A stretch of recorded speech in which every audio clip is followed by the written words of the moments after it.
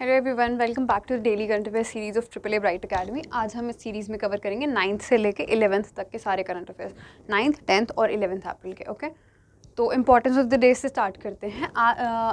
10th अप्रैल देख लेते हैं पहले। 10th अप्रैल को क्या था? World homeopathy day. ठीक है, वर्ल्ड होम्योपैथी डे 10th अप्रैल को सेलिब्रेट किया गया था।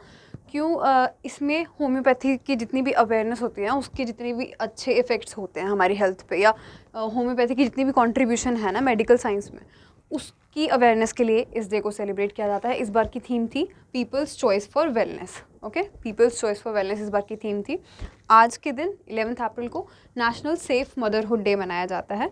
ये सेलिब्रेट किया जाता है ताकि जो भी हमारे मदरहुड के लिए, मतलब बेसिकली जो मदर्स हैं, प्रेग्नेंट लेडीज़ हैं, उनकी वेलनेस के लिए, जो आपका वो होता है ना, मोर्टेलिटी रेट होता है ना during the pregnancy, during the delivery of a baby, उसको घटाने के लिए, ठीक है, उसके लिए इस डे को सेलिब्रेट किया जाता है नेशनल सेफ मदरहुड डे के नाम से। थीम इस बार की है remain at home amid corona virus, protect mother and infant from corona virus. ये इस बारी की थीम है इसकी। ठीक है, अब फर्स्ट क्वेश्चन देख लेते हैं आज का। प्रधानमंत्री मुद्रा योजना completed how many years on April 8, 2022? प्रधानमंत्री मुद्रा योजना जो है उसने इस बार अप्रैल 8, 2022 को कितने साल कंप्लीट कर लिए हैं, ये हमसे पूछा है। तो 7 ईयर्स कंप्लीट हो चुके हैं इस योजना के, जो आपकी मुद्रा योजना है। थोड़े से इसके स्टैटिक पॉइंट्स देख लेते हैं। सबसे पहले हम मुद्रा की फुल फॉर्म देख लेते हैं। Micro units development and refinance agency limited. ठीक है, micro units development and refinance agency limited. अब आपसे ना डायरेक्टली कभी भी एग्जाम में पूरी की पूरी फुल फॉर्म नहीं पूछी जाएगी। आपसे पूछा जाएगा जैसे कि आर की फुल फॉर्म क्या, मतलब लाइक आर स्टैंड्स फॉर, कि मतलब मुद्रा में, ये जो मुद्रा स्कीम है, इसमें आर की क्या फुल फॉर्म है। आपसे ऐसे कोई एक वर्ड की फुल फॉर्म पूछ ली जाती है, तो आपको पता होना चाहिए एग्जैक्टली कि क्या क्या फुल फॉर्म है एक एक वर्ड की। ठीक है, तो मुद्रा की ये फुल फॉर्म है। साथ में हम थोड़ा देख लेते हैं इसके बारे में। जो प्रधानमंत्री मुद्रा योजना है, ये 8 अप्रैल 2015 में लॉन्च हो चुकी थी, और इसमें अप टू 10 लाख के लोन्स प्रोवाइड किए जाते हैं। जो भी माइक्रो एंटरप्राइजेज होते हैं ना, उनके लिए बेसिकली ये लोन्स का प्रोविज़न एक हमने बनाया था। और इसके MD CEO, जो मुद्रा है, इसके MD CEO हैं विनय हेदाव। ओके, विनय हेदाव इसके MD CEO हैं। हेडक्वार्टर्स का मुंबई महाराष्ट्र में है। ये एक सेंट्रल गवर्नमेंट की स्कीम है जिसका मेन टारगेट था कि जो अनफंडेड लोग होते हैं उनको फंड करें। मतलब देखो, जो आपके माइक्रो इंटरप्राइजेज वाले ओनर्स होते हैं ना, ये जो स्मॉल एंटरप्रेन्योर्स होते हैं ना, उनको बहुत से केसेस में उनके पास कोलेट्रल कुछ भी नहीं होता है रखने को, कोई भी मतलब चीज़ नहीं होती है उसको वो एज अ सिक्योरिटी रख सके बैंक में और उसके अगेंस्ट वो लोन ले सकें। तो ऐसे लोग जिनको ऐसे इजीली लोन नहीं मिलता है, उनके लिए ये एक प्रोग्राम था कि उनको भी इजीली लोन मिल जाए। ठीक है, इसके हम और भी पॉइंट्स देखेंगे। जो मेन इसकी 3 कैटेगरीज हैं जिसमें इसमें लोन दिया जाता है, वो भी हम पढ़ेंगे। पहले हम ये देख लेते हैं कि इसमें कितने लोगों को बेनिफिट मिला है अभी तक इन 7 सालों में। 34.42 करोड़ लोन्स इसमें जा चुके हैं, जो ऑलमोस्ट 18.60 लाख करोड़ तक की जिनकी रकम है, वो अभी मार्च 18 तक इसमें डिसबर्स हो चुके हैं लोन्स। अब हम इसकी कैटेगरीज देख लेते हैं कि मुद्रा लोन 3 कैटेगरीज के अंडर दिया जाता है। कौन कौन सी है वो 3 कैटेगरीज? एक है शिशु, जिसमें आपको अप टू 50,000 तक का लोन मिलता है। ठीक है, अगर अप टू 50,000 तक का आपका लोन है तो वो शिशु वाली कैटेगरी में आएगा मुद्रा के अंडर। किशोर वाला जो है वो 50,000 से लेके 5 लाख तक के लिए दिया जाता है। और जो तरुण वाला लोन है वो आपको 5 to 10 लाख अगर आपका अमाउंट आपको चाहिए तो वो आपको तरुण के अंडर मिलेगा। ठीक है, शिशु, किशोर और तरुण। इसमें आपको जो लिमिट्स वगैरह होती हैं वो पूछ ली जाती हैं एग्जाम में। तो जैसे अभी भी इसके कुछ ईयर्स कंप्लीट हुए, 7 ईयर्स कंप्लीट हुए, तो आपसे अभी भी ऐसा कोई क्वेश्चन बन सकता है कि शिशु के अंडर कितने कितने तक का लोन मिल सकता है, तो वो 50,000 तक का मिलेगा। ये आपका आंसर रहेगा। ओके, नेक्स्ट क्वेश्चन देखते हैं अपना। UN human rights council UNHRC suspends which country from human rights council recently? अब ये हो गया आपका बहुत इंपॉर्टेंट क्वेश्चन, और इसका आप सभी को आंसर भी पता होगा। UN का जो एक सब्सिडरी है ना, UNHRC ह्यूमन राइट्स काउंसिल वाली, उन्होंने अभी एक फॉलोइंग में से किसी एक कंट्री को सस्पेंड कर दिया है। तो वो किया है रशिया को, फॉर ऑब्वियस रीजंस। रशिया ने यूक्रेन को इन्वेड किया हुआ है, तो उसके चक्कर में रशिया को इधर से सस्पेंड कर दिया गया है UN के ह्यूमन राइट्स काउंसिल में से। अब थोड़ा सा इसका डिटेल देख लेते हैं। एक 193 मेंबर्स जो हैं आपके UN जनरल असेंबली के मेंबर्स हैं, उन्होंने वोट किया था एक रेजोल्यूशन के लिए। तो वो रेजोल्यूशन जो था वो यूएसए ने प्रेजेंट किया था। नाम क्या था उस रेजोल्यूशन का? Suspension of the rights of membership of the Russian federation in the human rights council, ये उस रेजोल्यूशन का नाम था। इसमें टोटल वोट्स 93 इस फेवर में थी कि रशिया को निकाल देना चाहिए ह्यूमन राइट्स काउंसिल में से, 24 वोट्स थी जो उसके अगेंस्ट थी कि नहीं निकालना चाहिए, और 58 ऐसी वोट्स थी जो एब्सटेंशंस थी मतलब जिन्होंने इनकार कर दिया कि हम वोट ही नहीं करेंगे इसमें, हम अपना कोई फेवर इसमें देना नहीं चाहते, ना इन फेवर ऑफ देंगे हम कोई वोट अपनी, ना अगेंस्ट देंगे। तो उसमें से जिन्होंने एब्सटेन किया उसमें से इंडिया भी एक है। अब इंडिया क्यों इसमें से एक है, इंडिया इसमें क्यों कुछ नहीं बोल रहा है? क्योंकि ना इंडिया रशिया के साथ अच्छी रिलेशंस ही बनाना चाहता है। रशिया एक बहुत पावरफुल कंट्री है, उसके साथ आप कुछ भी ऐसे करके, और रशिया ने भी हमारा बहुत स्टैंड लिया है इन पास्ट अगर हम देखें तो, चाहे वो पाकिस्तान के केस में हो, कश्मीर के केस में हो, रशिया ने भी इंडिया का बहुत साथ दिया है। तो India just to maintain the good relations with Russia इसमें एब्सटेन कर रहा है अपनी वोट को, ठीक है। तो 58 जो एब्सटेंशंस थी उसमें से इंडिया भी एक था।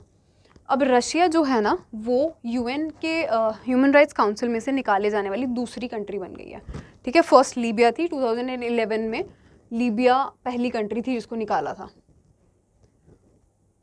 तो अगर बेसिकली लाइक नॉर्मली देखा जाए तो सेकंड कंट्री है Russia all in all, but एक इनका ग्रुप बनता है जो P5 कंट्रीज़ होती है ना, मतलब परमानेंट मेंबर्स होती हैं 5 कोई कंट्रीज़, उसमें से रशिया भी एक थी।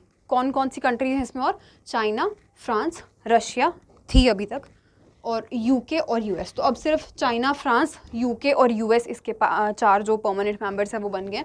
रशिया इसमें से अब बाहर निकाल दिया गया। तो अगर P5 कंट्रीज़ की बात करें जो परमानेंट मेंबर होती हैं इसकी UNHRC की, उसमें से फर्स्ट ऐसी कंट्री बन गई अब रशिया, जिसको निकाल दिया गया। और ये जो मेंबरशिप, मतलब पहली बार ऐसा हुआ है कि P5 कंट्री और दूसरी बार ऐसा हुआ है कि कोई नॉर्मल कंट्री के राइट्स ले लिए गए हैं इसमें से, ह्यूमन राइट्स काउंसिल में से, ठीक है। तो ये आपको याद रखना है। अभी वैसे जो इसकी मेंबरशिप थी रशिया की, करंट मेंबरशिप देखो इसमें ना, मतलब 3 साल की मेंबरशिप होती है किसी भी कंट्री की, तो UNHRC में, उसमें जो रशिया की अभी मेंबरशिप थी वो दिसंबर 2023 तक थी, बट अब निकाल दिया गया तो उसकी मेंबरशिप ख़त्म होगी और वो वहाँ से सस्पेंड कर दिया गया रशिया को, ठीक है। तो बस आपको इसमें मेन पॉइंट्स याद रखने हैं। और एब्सटेंशन या कितनी कंट्रीज़ ने फेवर में किया है, ये वोट्स भी आपको याद रखनी है, नंबर्स ना ये याद रखना, 93, 24 और 58। नेक्स्ट क्वेश्चन हमारे पास है, which aerospace company launch first all private mission to International Space station?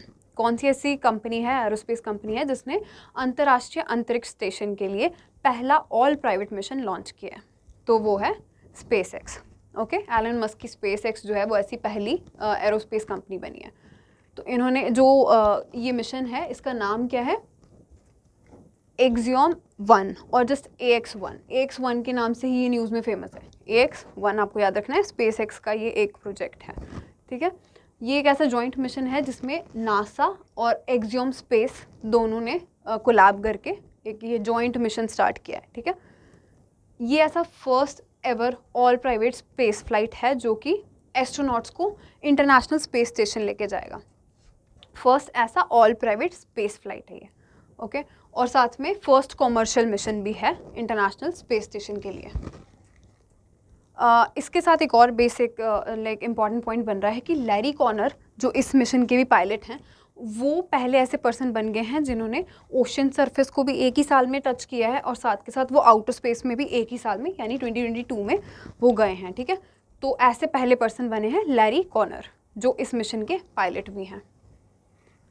Next question हमारे पास है, India's first indigenously developed polycentric prosthetic knee Kadam is launched by which IIT? तो भारत का पहला स्वदेशी रूप से विकसित पॉलीसेंट्रिक कृत्रिम घुटना या नी कदम है जिसका नाम, वो किस IIT के द्वारा लॉन्च किया गया है, ये हमसे पूछा है। तो ये लॉन्च किया है IIT मद्रास ने, ओके। IIT मद्रास ने इसको लॉन्च किया है। थोड़े से इसके स्टैटिक पॉइंट्स देखेंगे अब हम। कदम जो है वो IIT मद्रास ने लॉन्च किया है। इसमें और किसने डेवलप किया इसको? Society for biomedical technology SBMT और मोबिलिटी इंडिया, इन दोनों एसोसिएशंस ने भी इसमें कोलैब किया है IIT मद्रास के साथ, और फिर IIT मद्रास ने इसको लॉन्च किया है।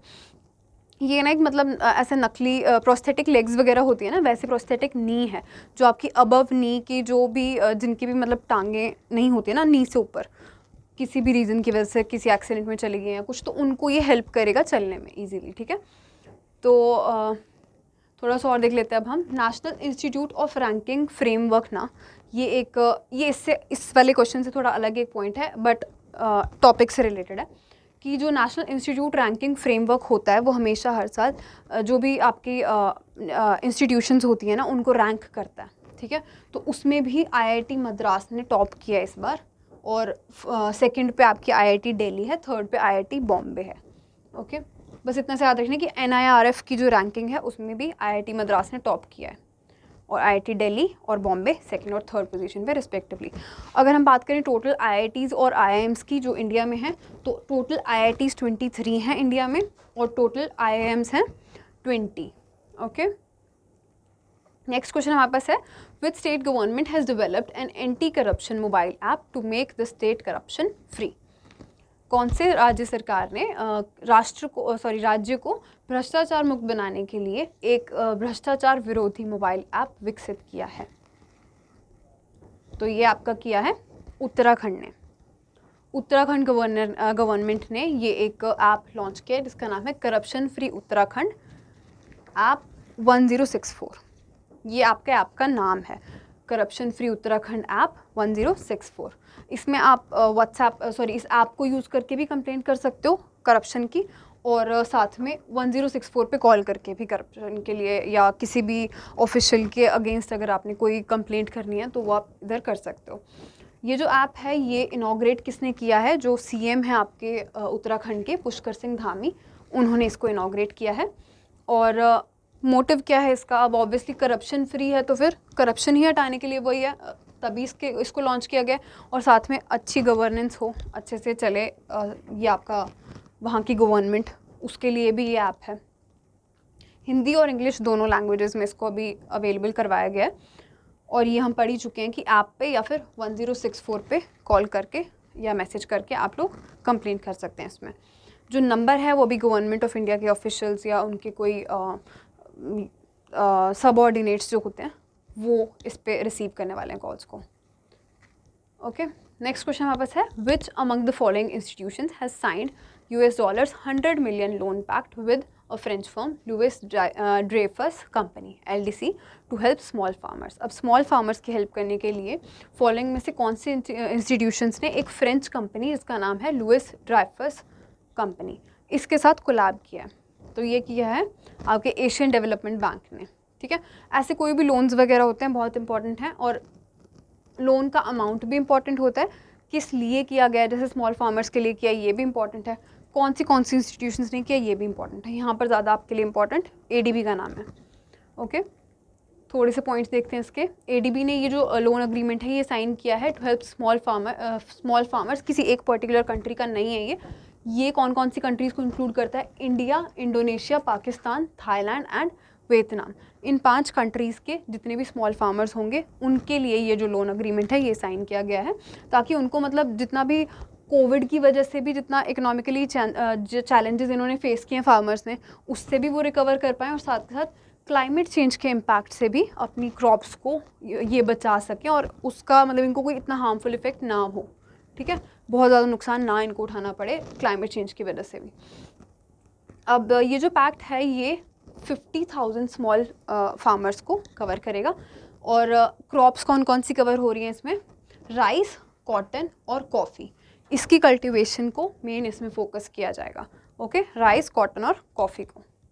एडीबी की बात करें जो आपका एशियन डेवलपमेंट बैंक है, इसके हमने जो प्रेसिडेंट वगैरह हैं वो तो हमने पढ़े हैं ना पहले भी, कि मासात्सुगो असाकावा इसके प्रेसिडेंट हैं, बट इसके जो हेडक्वार्टर्स हैं वो कहाँ पर हैं, मंडलयोंग, फिलीपींस में, और इस्टेब्लिश कब हुई थी ये 1966 में, ओके। नेक्स्ट क्वेश्चन देख लेते हैं, which of the following bank has recently launched Vikas Siri Sampatt 1111 new deposit scheme of the bank. Following में से किस बैंक ने एक विकास सिरी संपत्त 1111 नाम की स्कीम लॉन्च की है, डिपॉजिट स्कीम है ये, किस बैंक ने लॉन्च की ये हमसे पूछा है, तो ये की है कर्नाटका विकास ग्रामीण बैंक ने, ओके, कर्नाटका विकास ग्रामीण बैंक ने ये स्कीम लॉन्च की है। One of its kind scheme है ये, एक लिमिटेड टेन्योर के लिए। जैसे 1111 इसमें क्या है, इतने डेज़ के लिए, 1111 डेज़ के लिए, लाइक 1111 डेज़ के लिए ये स्कीम होगी, जिसमें सबसे ज़्यादा रेट ऑफ इंटरेस्ट मिलेगा। देखो 5.70 इसमें नॉर्मली रेट ऑफ इंटरेस्ट मिलेगा जनरल पब्लिक के लिए, हर एक इंसान के लिए जो भी इसमें इन्वेस्ट करेगा उसको उसका इंटरेस्ट रेट कितना होगा, जो भी मतलब डिपॉजिट करेगा उसको 5.70 इंटरेस्ट रेट मिलेगा। और 6.20 इसमें इंटरेस्ट रेट है सीनियर सिटीजन्स के लिए। ओके, और साथ में हाईएस्ट रेट है इसमें एनुअलाइज रिटर्न का, हर साल में जितना भी आपको रिटर्न मिलता है उसमें भी आपका हाईएस्ट रेट है इसमें जनरल पब्लिक के लिए है 6.03 का, और 6.60 का सीनियर सिटीजन्स के लिए है। इसमें जो कंज्यूमर्स होंगे, कस्टमर्स होंगे, वो मिनिमम 10,000 अपने डिपॉजिट करवा सकते हैं, उस पर इनको ये इंटरेस्ट मिल जाएगा। और मैक्सिमम कितने करवा सकते हैं, 2 करोड़ तक। ठीक है, मिनिमम और मैक्सिमम का अमाउंट भी आपको याद होना चाहिए। 10,000 से लेके 2 करोड़ तक ये कितने भी जो भी कंज्यूमर्स होंगे, कस्टमर्स होंगे, वो इसमें डिपॉजिट करवा सकते हैं। चेयरमैन देखते हैं अब हम इस बैंक का, पी गोपी कृष्णा इसके चेयरमैन हैं। हेड क्वार्टर्स के धारवाड़ कर्नाटका में है। और फाउंड कब हुआ था ये बैंक, 2005 में। नेक्स्ट क्वेश्चन देखते हैं आज का, question number 8। Which bank has partnered with CredX, a supply chain finance company, to offer cashback commercial card for B2B payments. B2B भुगतान के लिए कैशबैक वाणिज्यिक कार्ड की पेशकश करने के लिए किस बैंक ने आपूर्ति श्रृंखला वित्त कंपनी क्रेडएक्स के साथ भागीदारी की है? तो ये किया है आपका ICICI बैंक ने। ओके, ICICI बैंक ने किया है। तो ये जो क्रेडिट कार्ड है इसका नाम होगा ICICI bank CredX commercial card. Okay, ICICI bank CredX commercial card इसका नाम होगा। ये first of its kind cashback card है। कैशबैक कार्ड है तो आपके लिए बहुत इंपॉर्टेंट बन जाता है। डिटेल्स देखते हैं इसकी। ये जो है, जो बिजनेसेस होंगी उनको अलाउ करेगा छोटे छोटे इंस्टेंट फाइनेंशियल बेनिफिट्स के लिए। ठीक है, एकदम से जो फाइनेंशियल बेनिफिट्स उनको मिल जाए, सारे ही B2B पेमेंट्स के लिए, जो B2B होते हैं मतलब बिजनेस टू बिजनेस, ठीक है, उन पेमेंट्स के लिए without incurring any additional cost. कोई और एडिशनल कॉस्ट भी नहीं लगेगी और बहुत सारे फाइनेंशियल बेनिफिट्स मिल जाएंगे इस वाली एक स्कीम के अंडर, ऐसे कार्ड के under. The commercial card enhances business efficiency and gives financial rewards through cashbacks. इसमें फाइनेंशियल रिवॉर्ड्स जो हैं वो कैशबैक्स की फॉर्म में मिलेंगे सारे B2B पेमेंट प्लेटफॉर्म्स पे, सारे B2B पेमेंट्स में। और जो CEO हैं ICICI बैंक के, वो संदीप बख्शी हैं, हेडक्वार्टर्स हैं ICICI बैंक के वडोदरा में। ओके, ये याद रखना, ये काफ़ी इंपॉर्टेंट है। संदीप बख्शी CEO हैं ICICI बैंक के। अब 9th क्वेश्चन है हमारे पास, who among the following rank first in Forbes women billionaires list 2022। Following में से किसने, जो आपकी फोर्ब्स की विमेन लिस्ट आई है बिलियनियर्स की 2022 वाली, उसमें से किसने टॉप किया है फॉलोइंग में से? तो वो क्या है, फ्रैंकोस बेटनकॉट मेयर्स ने। फ्रैंकोस बेटनकॉट मेयर्स जो कि लॉरियल की हायरेस्ट हैं। लॉरियल की मतलब जो ओनर हैं लॉरियल के, उनकी ये डॉटर हैं। तो इन्होंने 2nd ईयर है इनका ये इस लिस्ट को टॉप करने का। पहले भी इन्होंने किया था, लास्ट ईयर भी, और अब 2nd टाइम भी इन्होंने ही इसको टॉप किया है। ओके, तो लॉरियल से आपको याद रखना है, फ्रांस की हैं ये फ्रैंकोइस बेटनकॉट मेयर्स, इन्होंने इस लिस्ट को टॉप किया है। 2nd नंबर पे इस पे हैं एलिस वॉल्टन, जो कि आपके वॉलमार्ट ग्रुप की हायरेस्ट हैं, उसकी वारिस हैं ये। तो 3rd पे इस पे हैं जूलिया कॉच, जो कॉच इंडस्ट्रीज़ की वारिस हैं। मतलब कि वारिस भी क्या, इसमें जो डेविड कॉच थे, जो ओनर थे इन कॉच इंडस्ट्रीज़ के, उनकी विडो हैं ये। ठीक है, तो अब इनके पास भी 3rd नंबर पे सबसे ज़्यादा नेटवर्थ है इनकी। और 4th पे है मैकेंजी स्कॉट, जो कि अमेज़ॉन के जो फाउंडर हैं जेफ बेजोस, उनकी एक्स वाइफ हैं। आपको सिर्फ नंबर याद रखना है, 1st पे कौन है, 2nd पे, 3rd पे और 4th पे। ओके, अब हम पॉइंटर्स देख लेते हैं इंपॉर्टेंट।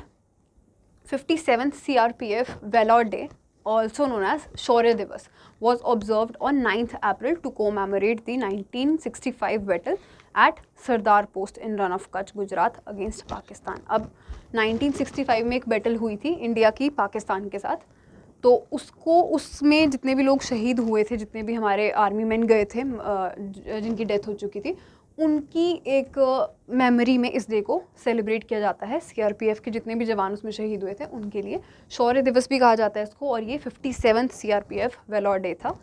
ठीक है, इसमें सीआरपीएफ के डायरेक्टर जनरल की अगर हम बात करें तो वो हैं कुलदीप सिंह, हेडक्वार्टर सीआरपीएफ के न्यू दिल्ली में। ओके, नेक्स्ट है हमारे पास RBI first monetary policy of financial year 2023 ने प्रोजेक्ट किया है कि इंडिया की जीडीपी कितनी रहने वाली है फाइनेंशियल ईयर 2023 में, 7.2%। ठीक है, आरबीआई की पहली जो इस साल की पहली मॉनेटरी पॉलिसी आरबीआई ने प्रेजेंट की है उसमें 7.2% ग्रोथ बताई है इंडिया की फाइनेंशियल ईयर 2023 में। पहले कितनी थी, 7.8%।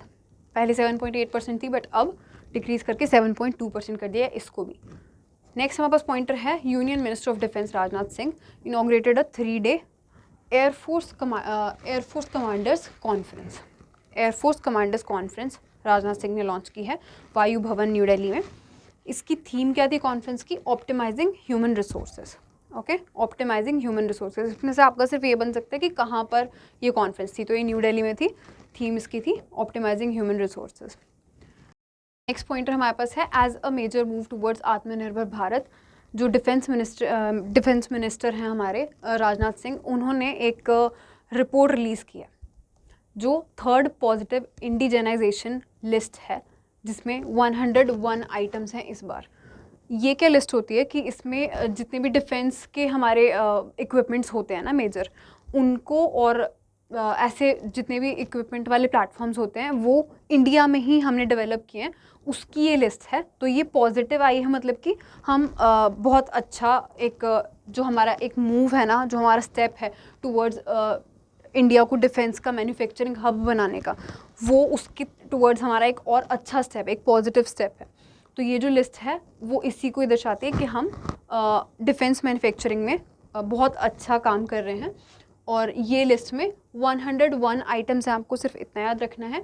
इसको प्रेजेंट राजनाथ सिंह ने किया है जो हमारे डिफेंस मिनिस्टर हैं, और ये आत्मनिर्भर भारत के लिए एक अच्छा पॉजिटिव स्टेप रहेगा। इतना सा बस आपको इसमें याद रखना है।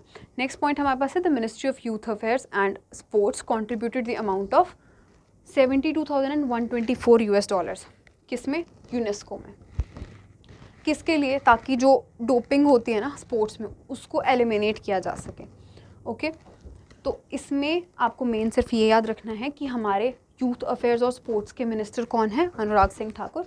उन्होंने मतलब उनकी प्रेजेंस में ये जो $72 $72,124 का जो डोनेशन किया है इंडिया ने यूनेस्को को, ताकि जितने भी डोपिंग वगैरह होती है स्पोर्ट्स में उसको एलिमिनेट किया जा सके, जितने भी ड्रग्स वगैरह लिए जाते हैं ताकि स्पोर्ट्स में मतलब चीटिंग होती है ना, तो उसके लिए, उसकी एलिमिनेशन के लिए ये जो स्टेप है उसको उठाया गया।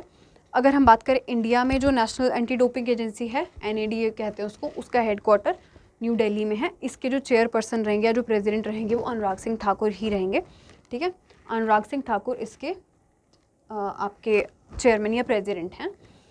मोटो क्या है इसका, NADA का, प्ले फेयर।